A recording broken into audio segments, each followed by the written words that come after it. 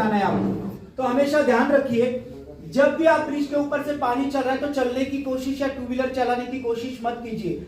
जब आप ब्रिज के ऊपर से पानी जा रहा है तो कदम उठाते हो तो आपको लगता है कि मैं ब्रिज से रोज जा सकती हूँ, जाता हूँ, ब्रिज का पानी मुझे कुछ नहीं कर सकता, लेकिन पानी और आप किसी से दोस्ती नहीं करता। जब आप अपना कदम उठाते हो तो पानी के बहाव से आपका कदम ट्रायंगल में चला जाएगा, आपकी नजर सामने होती है लेकिन बहाव धीरे धीरे ट्रायंगल में चला जाएगा। आप कब बह जाओगे ये भी आपको पता नहीं चलेगा, और वो आपका आखिरी वीडियो होगा, बराबर ना। तो ऐसे वीडियो निकालने की कोशिश मत कीजिए। अभी मैं ब्राइटलैंड स्कूल में हूँ और ब्राइटलैंड स्कूल में आज एक वर्कशॉप था जो सड़क सुरक्षा और बहुत सारी चीजों को लेकर के था, जिसमें बच्चों को एक एक चीजों की टेक्निक सिखाई गई। मैं ये कहता चलूं, हम जानते तो सब हैं पर मानते नहीं। हम जानते हैं कि गाड़ी अगर चलाते हैं तो हेलमेट नहीं पहनते हैं तो सड़क दुर्घटना होती है और मौत होती है। फिर भी हम इन सब चीज़ों को जानते हैं और मानते नहीं, उसका पालन नहीं करते। इन्हीं सब चीज़ों को लेकर के ब्राइटलैंड स्कूल के प्रिंसिपल राहुल सिंह जी ने एक वर्कशॉप की, जिसमें बच्चों को समझाया गया कि आखिर कैसे, क्यों, क्या किया जाए। अभी हमारे साथ ब्राइटलैंड में वो ट्रेनर हैं जो बच्चों को ट्रेनिंग, जो बच्चों के मस्तिष्क में घुसा, जो मैं आपको दिखाऊंगा। मनोज जी, आज का जो सेशन था काफी हमने पूरा देखा, काफी अच्छा था, बच्चों के दिमाग में घुसा। क्या कहना चाहते हैं और क्या बताना चाहते हैं हमारे कलामों को, क्योंकि आप पुणे से आए हैं। या फाइन सर। अभी अगर कंपैरिजन करें सर, हम रोड एक्सीडेंट की अगर बात करेंगे, as a road safety auditor हम पूरे देश में काम कर रहे हैं सर। हमारी कंसल्टेंसी फर्म है Indian Infratech Private Limited, and we are nothing but empanelled with National Highways Authority of India. तो वेरियस स्टेट में हमारा काम चल रहा है सर। तो हमारे काम में ये रहता है कि सर हम फोकस कर लेते हैं कि रोड एक्सीडेंट्स कैसे कम हो जाए, फेटल एक्सीडेंट हो या ग्रीवियस एक्सीडेंट्स हो। लेकिन ये कम करने के लिए हम टेक्निकली वहाँ पे कुछ डिसीजंस ले रहे हैं ताकि वहाँ पे कुछ एक्सीडेंट्स का कम फैक्टर्स वहाँ पे देखने को मिल जाए या फिर वो रिड्यूस हो जाए। जो अभी चल रहा है sir ministry of road transport and highways की तरफ से, जो जीरो फैटेलिटी कॉरिडोर भी डेवलप करने हैं, एक्सीडेंट्स हमें रिड्यूस भी करने हैं, वो सबसे बड़ा चैलेंज इसलिए है क्योंकि ये डायरेक्टली इंपैक्ट कर रहे हैं हमारे जीडीपी के ऊपर में।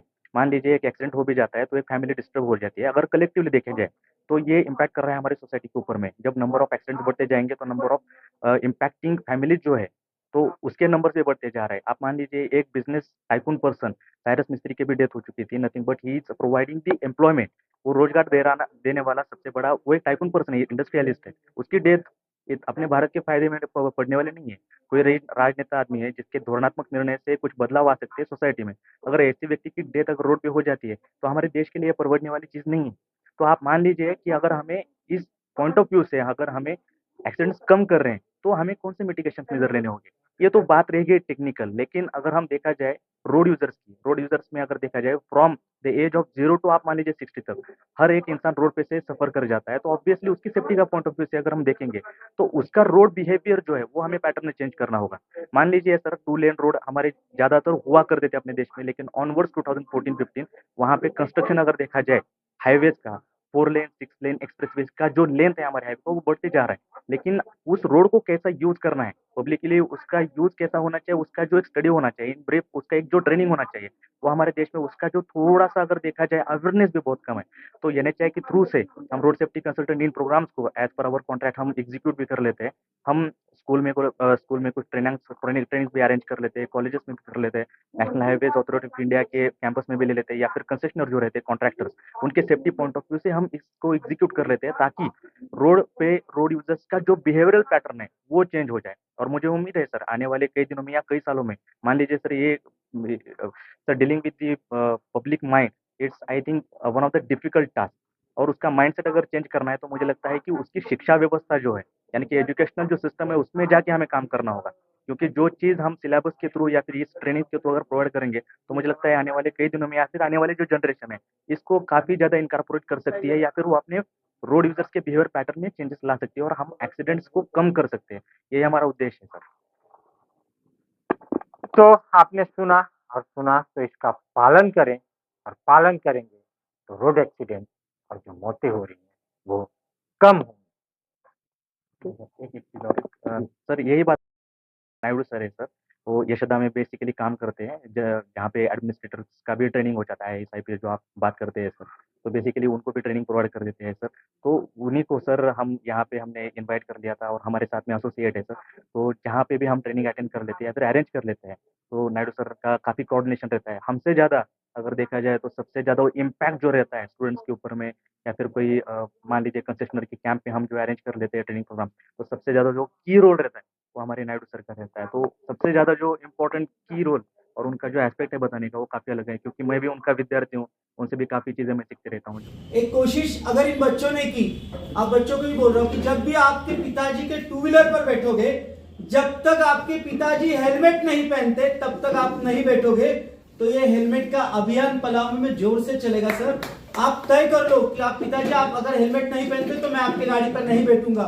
हर एक बंदा हेलमेट पहनना शुरू कर देगा सर। तो नायडू सर ने जो समझाया, सिखाया, जो प्रैक्टिकल कराया, वाकई में बच्चों के दिमाग में भरा है और बच्चे आज से ही सौगंध लेते हैं कि मैं इसका पालन करूंगा। अगर मेरे पिताजी विदाउट हेलमेट बाजार जाने को कहेंगे मैं न जाऊंगी और कहूंगी पहले आप हेलमेट लगाइए तब मैं चलूंगा।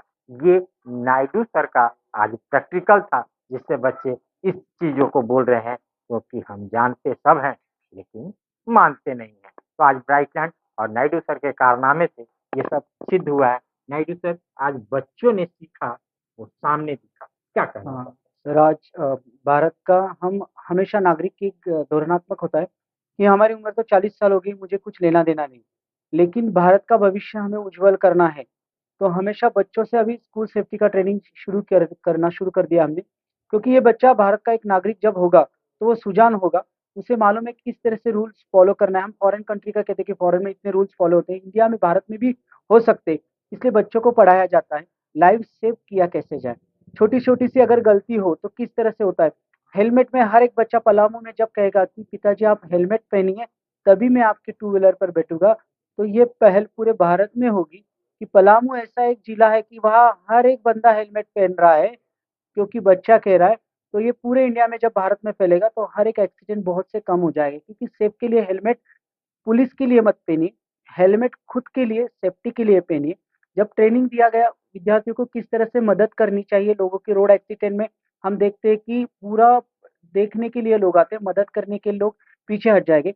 लेकिन आज इस स्कूल के हर एक बंदा, हर एक लड़का मदद करेगा और वो सही होगी। किस तरह से सही होगी उनको भी बताया गया कि एक्सीडेंट में क्या करना चाहिए, किस तरह से मदद करना चाहिए। अगर फायर होता है तो किस तरह से आप करोगे, रेस्क्यू ऑपरेशन किस तरह से करोगे। अगर कोई पानी में डूबता है तो उससे पानी में न जाते हुए भी आप उसे बचाने की कोशिश कैसे करोगे।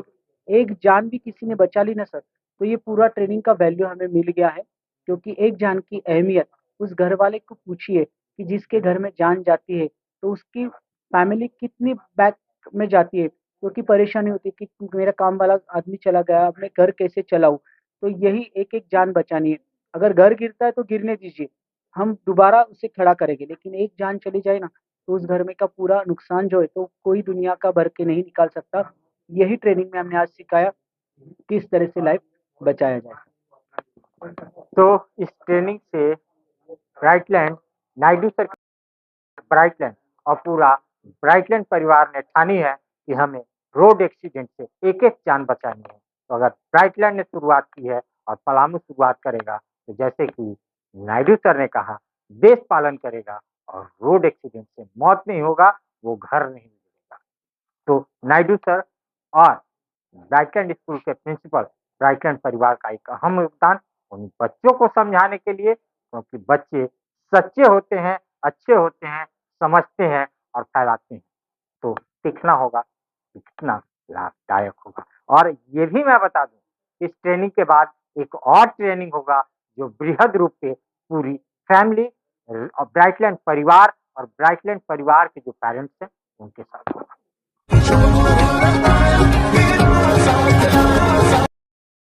सस्ता और समुचित इलाज के लिए गरीबों का रहनुमा मात्र एक हॉस्पिटल, मैया बाबू हॉस्पिटल।